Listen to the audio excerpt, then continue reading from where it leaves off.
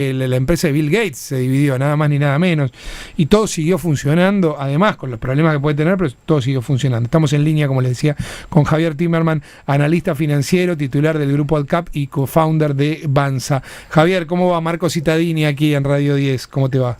¿Qué tal, Marcos? ¿Cómo estás? Bien. Bueno, te consideraron colectivista, quiero decírtelo. Como bueno, está, pero estoy en buena compañía. claro, como está el 99% del mundo. Que iba a estar en compañía de Ronald Reagan, por ejemplo. Por ejemplo, efectivamente.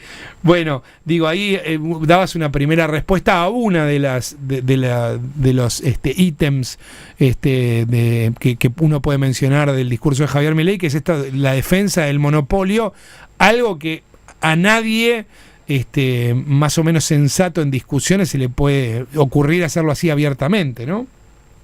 Claro, lo que pasa es que hay una confusión entre lo que uno considera pro mercado, capitalismo, que yo me considero, imagínate, tampoco puedo esconder mi historia, ¿no? Yo trabajé toda mi vida en Wall Street, fue mi único trabajo, considero que los mercados son formas eficientes de generar riqueza, etcétera, etcétera. Entonces, no voy contra el mundo capitalista, pero constantemente he notado en los 40 años viviendo en Estados Unidos que el Estado se moderniza y regulariza ciertas actividades para que el capitalismo funcione mejor, porque si no sería podría tener consecuencias muy negativas.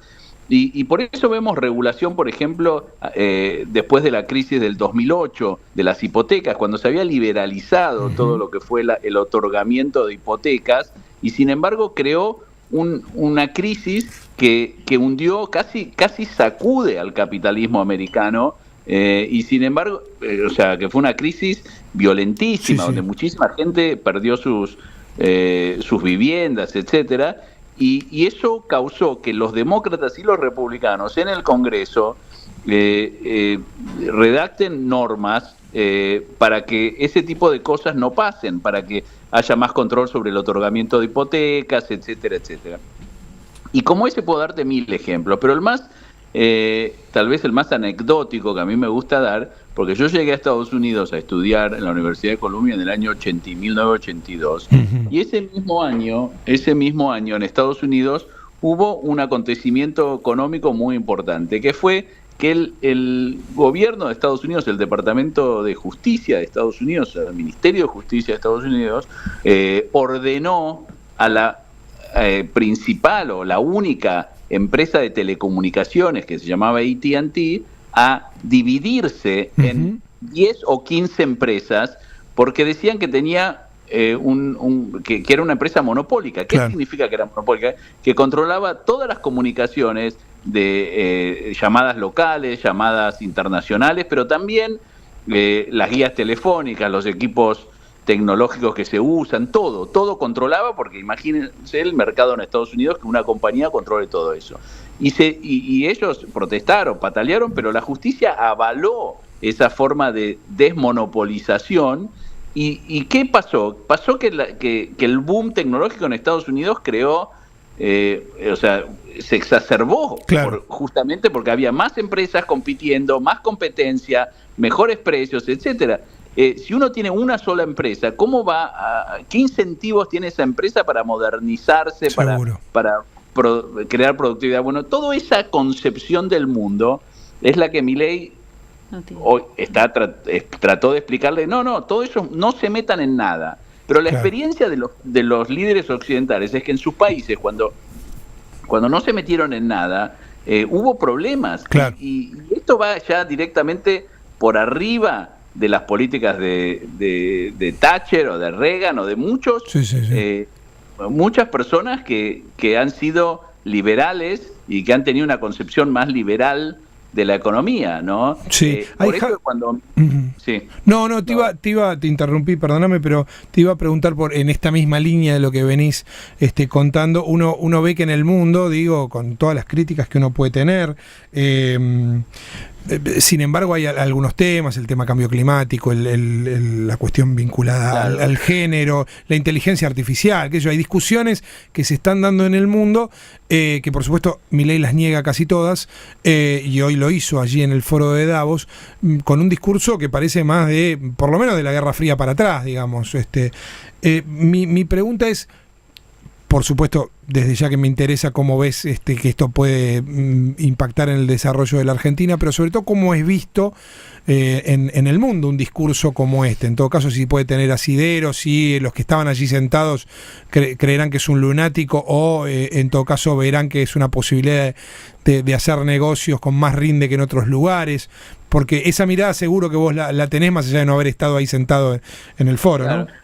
El tema es que muchas de estas políticas, como políticas de género, políticas del medio ambiente, en Estados Unidos y en otros países de Occidente, porque él se estaba refiriendo principalmente a los países de Occidente, claro, están muy, están muy presentes. O sea, yo trabajando en una empresa americana, había un montón, estaba constantemente como esa persona senior en la empresa, estaba constantemente recibiendo entrenamientos sobre normas y qué cosas relacionadas con las políticas de género, la empresa, y todo eso se toma muy en serio. ¿Pero por qué? Porque muchas veces nosotros que estamos en la capital federal o gente que está en ciudades grandes en Estados Unidos no ven esos problemas, pero en pueblos más chicos donde la justicia no llega tanto, etcétera, esas políticas son muy importantes, claro, para cuidar a los derechos de las mujeres, las minorías en general, ¿no? Entonces, yo creo que esas políticas, decir, por ejemplo, que no hay que tener ningún tipo de política de género, porque todos son, ¿viste? No es la realidad de lo que pasa, claro, ¿entendés? Hay discriminación, hay atentados contra la libertad de las minorías, etcétera. Entonces yo creo que todo eso no necesariamente es positivo, porque la gente que vive en esas ciudades grandes de Occidente o que vive en esos países desarrollados se sienten cómodos con estas políticas, claro, y entienden que ayudan al bienestar de todos, no les gusta vivir en la selva. Pero déjame comentarte otra cosa, sí, relacionada más con la Argentina.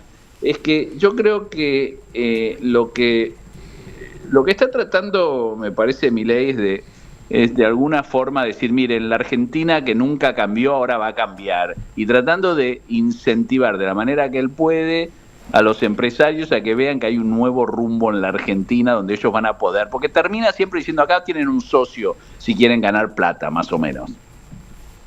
Claro. Eso es lo que el claro, mensaje que él termina dando, claro, ¿no? Claro.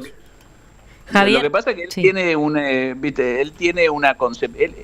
Milei es una persona, lo ves como cuando él responde a los tweets, que a él le interesa la pelea cultural, ¿no? Ideológica. Él es un apasionado de sus ideas, entonces las quiere mostrar y tiene un foro, claro, pero al final él dice, miren, con nosotros van a tener la libertad para hacer negocios, vengan. Claro.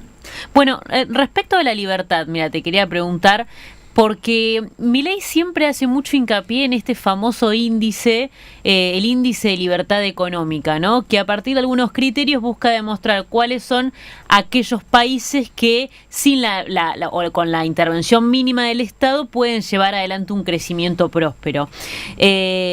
Pero los mismos libertarios han puesto dudas, ¿no? Y reparos sobre esta forma de medir la libertad, cómo uno puede entender la libertad, qué es ser libre dentro de la economía y sobre todo qué efecto tiene el crecimiento de la economía, ¿no? ¿Vos qué entendés de este índice de libertad económica al que siempre hace referencia Milei? No, hay una realidad, es que la Argentina ha sido por un montón, no solo por los índices, sino por la forma que el Estado gerenció mucha de la vida privada en la Argentina, que ha sido un problema para atraer inversiones externas, y eso a lo largo de la historia nos perjudicó, ¿no? Porque no teníamos una constante, no tenemos políticas de Estado, nosotros somos muy cambiantes. O sea, hoy tenemos un presidente libertario, el tipo que va a invertir dice, che, pero hoy tienen un libertario, mañana van a tener, claro, un socialista, ¿viste? Claro. No es bueno estos cambios drásticos y no tener políticas de Estado, ¿no? Yo siempre soy de la idea de que mejor hacer cambios menores, pero que tengan consenso, ¿no? Llegar y sentarse y dialogar. Hoy justamente el presidente americano, para debatir un tema económico, llama a los líderes de todos los líderes del Congreso, los demócratas, los republicanos, etcétera, para acordar políticas. Y todas las políticas en Estados Unidos que terminan siendo ejecutadas tienen un cierto nivel de consenso. Entonces, yo no sé, en términos de los índices, no sé exactamente cómo impactan, tampoco sé cuán relevantes son, pero lo que sí es una realidad es que la Argentina estaba sobreregulada la economía y también un Estado ineficiente, pero eso no hace falta, no es un tema ideológico, simplemente basta hacer un trámite para darse cuenta que la Argentina tiene un Estado ineficiente. Javier, vamos a seguir charlando, obviamente, como siempre, es un placer. Y bueno, y iremos viendo también qué recepción tiene esta participación de Milei en Davos. Gracias, Bueno, les mando un abrazo. Lo gracias. mismo, abrazo grande. Javier Timerman, ustedes lo han escuchado, digo, es